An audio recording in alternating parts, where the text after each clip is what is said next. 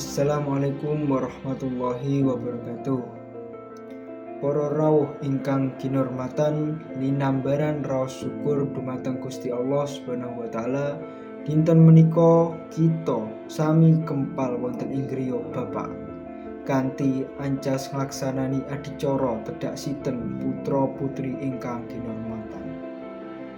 Adicara menika badhe kalampahan kados makaten pembuka, doa pangajab selamat, prosesi tedhak sinten, sambutan lan panutup. Sepisan Putra alit dituntun tedhak saking undak-undakan pitu pralambang perjalanan gesang. Kapindo mlebet kurungan ayam ingkang kebak ubarampe warna-warni pralambang gesang maneka warna. Katelu milih barang pralambang minat saha rejeki ing tembe.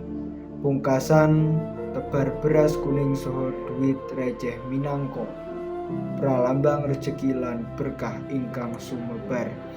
Saklajengipun kula aturi Bapak Ibu sepuh paring sambutan saha raos panuwun dumateng para rawuh lan ditutup mawi doa pangestu supados putra putri tansah pinaringan sehat, pinter lan migunani tumrap agama, bangsa saha negara. Pungkasanipun para rawuh dipun aturi kersa nderek dhahar kembul bujana minangka pralambang rasa syukur lan paseduluran. Mekaten mugi Gusti Allah tansah paring berkah. Wassalamualaikum warahmatullahi